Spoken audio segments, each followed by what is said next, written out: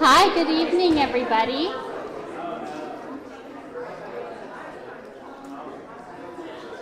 Thank you so much for joining us this evening for National Homeless Persons Memorial Day. My name is Asha Nelson. I am the Chief Operating Officer for Valley Health Partners, and I'm honored to be here with all of you today. And with me is Seth. Hi, my name is Seth Campbell. I'm a physician assistant and the program director for Valley Health Partners Street Medicine. We're here this evening as a part of a unified community with you all to remember our patients who died on the streets in the Lehigh Valley this year. National Homelessness Persons Memorial Day is a time for us to recognize these individuals as unique individual people whose lives mattered and made a difference for others. We hold lit candles to honor their lives and remember them. Tonight, while we reflect on the tragedy of homelessness, this remembrance wall right outside this building at LVHN One City Center is humbly maintained with the hope that it will help keep internal memories of our street neighbors alive. We thank Dr. Brian and Tina Nestor for making this possible for us. As a community, we stand stronger together, working in unity with others that are sharing the vision and organizations to help people who are experiencing homelessness. Over the years, the VHP has remained true to its commitment to meet the patients where they are and provide the care when they need it and where they are comfortable, to keep them well or to make them well.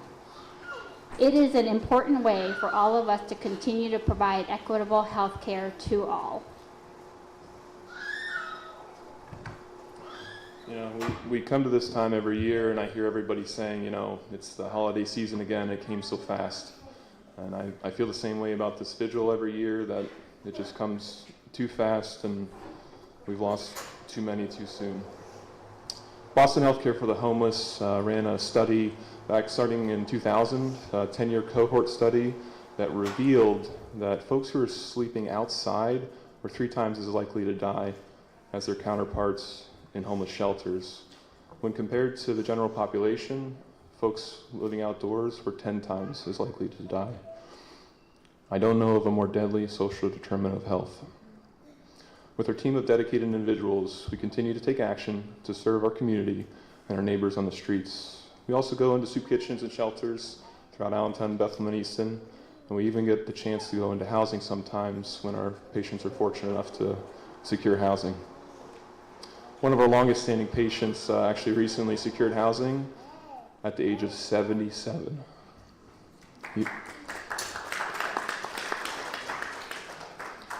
This is after 7 years of homelessness, and when he greeted us at the door and walked us in, sitting with him in his living room, he said, "I feel human again." Our mission within street medicine is humanizing healthcare, and not just our patients and outreach, but humanizing the people that make the system around them. And we need everyone's help in this mission. This includes those who disagree and even oppose our efforts. This is not the time to fight fire with fire, although tempting. It will not result in finding a common ground or the betterment of our society. And since our one-year-old daughter and there's other kids here this evening, I brought a book that I often read my daughter, and I'll only read one page here, but I think it'll resonate with us all. Remember that anything you choose to do will have an effect on the world around you. Before you take action, please think your way through my thought and make thoughtful decisions, my girl. In street medicine, our vision is to provide care to all individuals experiencing homelessness in the Lehigh Valley through collaboration with our community. This vision is only possible through unity. Unity with our patients, our team members, and our greater partnering organizations. Now I would like to introduce Dr. Akia Allen, family medicine resident, who is currently in our street medicine track and Dr. Mary Stock, Chief of Family Medicine, Vision and Chiropractic Care, and Medical Director of Valley Health Partners Street Medicine.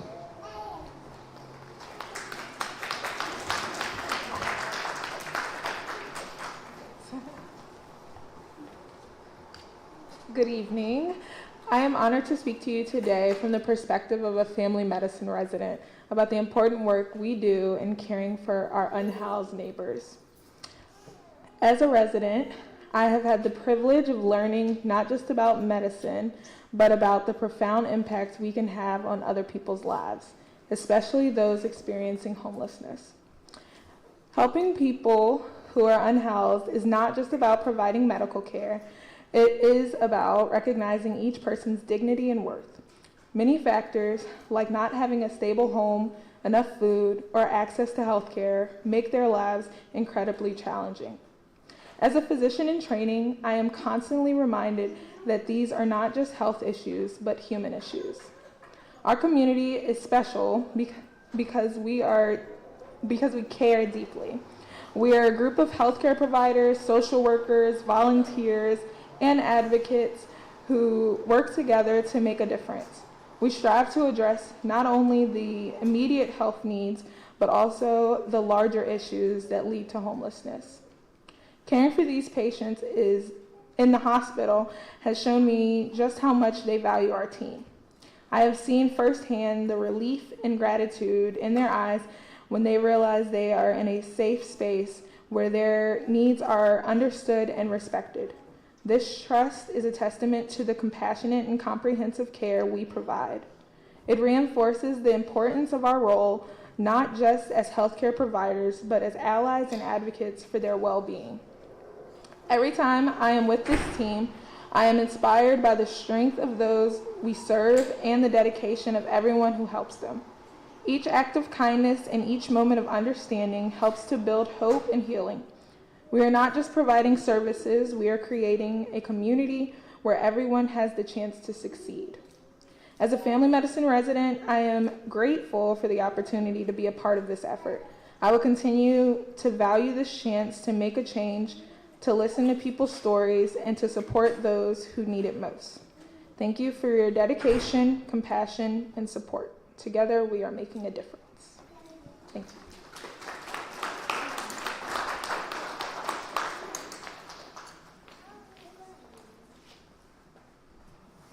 JJ? I'm going to ask if all of the street medicine team can come and stand up here. Come on, Patrick.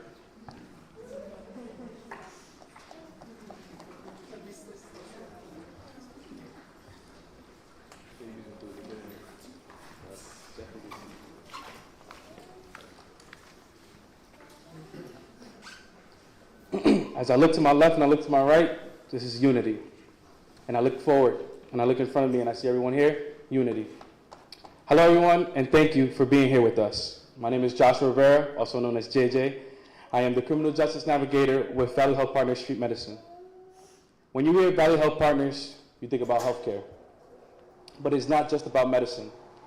Valley Health Partners is committed to coming together as one in the community. Unity within the community is essential for addressing homelessness, especially during the harsh winter months when survival becomes even more challenging for those without shelter. Winter brings heightened risk of access to housing, healthcare, and basic resources, and it's a matter of life and death. Shelters and warming stations need support from volunteers and donations of winter essentials like blankets, coats, and foods. VHP Street Medicine works in almost any weather condition. You can think of those that are experiencing homelessness, receive medical care access, and are receiving medications. Community unity fosters compassion and action. And every time I had an idea, I would go to my former supervisor, Benny, and I would tell her about it. And what was her question? And every time she wanted to know what was my question, she would ask me, what does that look like, JJ? So what does unity look like in the community? Neighbors helping neighbors, businesses stepping up with resources, and organizations coordinating efforts to create a safety net. This ensures that no one is forgotten in the coldest and darkest times. Unity transforms challenges into opportunities and healing and hope. Thank you. I will now be reading off the list of names of our street medicine patients who have passed away. Darrell Phillips, Lawrence Gladys, Jeffrey C. Smith II, Scott L. Oswald, Michael E. Morrissey, Carlos Lazada, Carla M. Colella, Mario Solis, Demetrius Roper, and for our patients who have passed away inside, Linda Lebar, Paul Lopes, and Robert E. Rogers, Jr. Thank you, everybody, and God bless you. I will now have Reverend Bob Rapp and Linda Rapp for their remarks.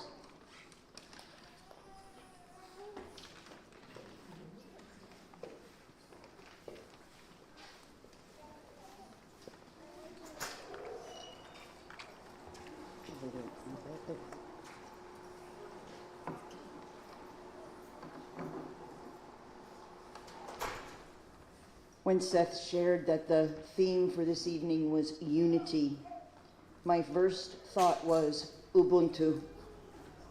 Does anyone know what Ubuntu is? I see some smiles. Here's the story of Ubuntu. An anthropologist studying the habits and customs of an American tribe found himself surrounded by children most days. So he decided to play a little game with them. He managed to get candy from the nearest town and put it all in a pretty basket at the foot of a tree. Then he called the children and suggested they play the game. When the anthropologist said now, the children had to run to the tree, and the first one to get there could have all the candy to him or herself. The children all lined up, waiting for the signal.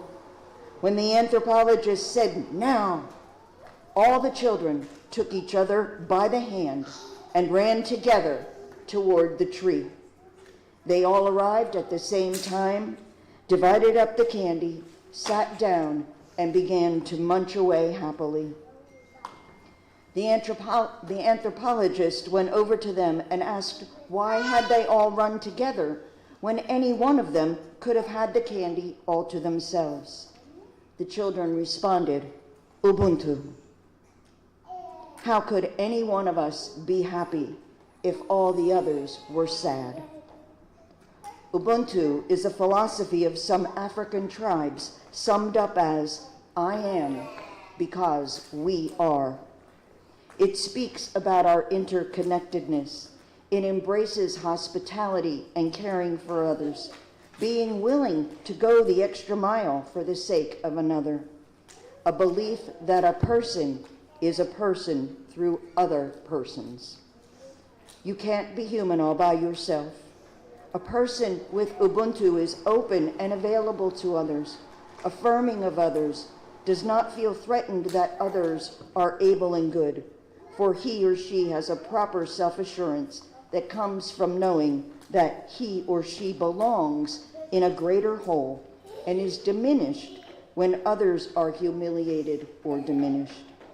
If we are able to see ourselves in other people, our experience in the world will inevitably be a richer, kinder, more connected one. If we look at others and see ourselves reflected back, we inevitably treat people better. Thank you.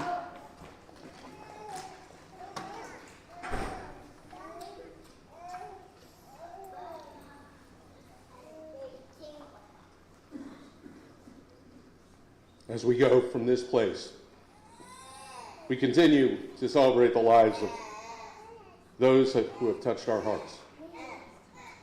We think of the harshness and the reality of situations, and we see those who are unhoused. And even in the darkness of this time, we have witnessed many street neighbors who have hope for a better tomorrow. we must continue to work toward a better future for all the members of our tribe. Let us be as one in a time of prayer. Creator God, we are thankful for your presence in our lives. We are thankful for the mission you have laid on our hearts to love our neighbors. I pray for all of us here tonight that we would be strengthened to continue the work for those in need, enlightened in the fight for justice in our world, inspired by the hope found in those we serve, and united by your unending love for us. While tonight we mourn for those we have lost,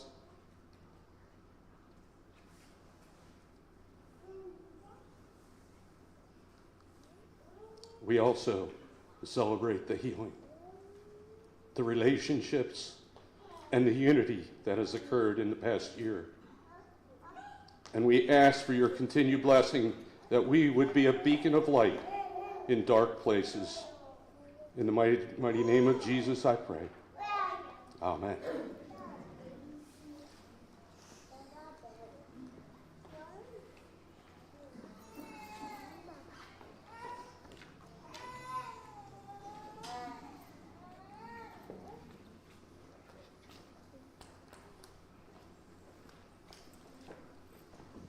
So this concludes our vigil this year. Thank you all for coming.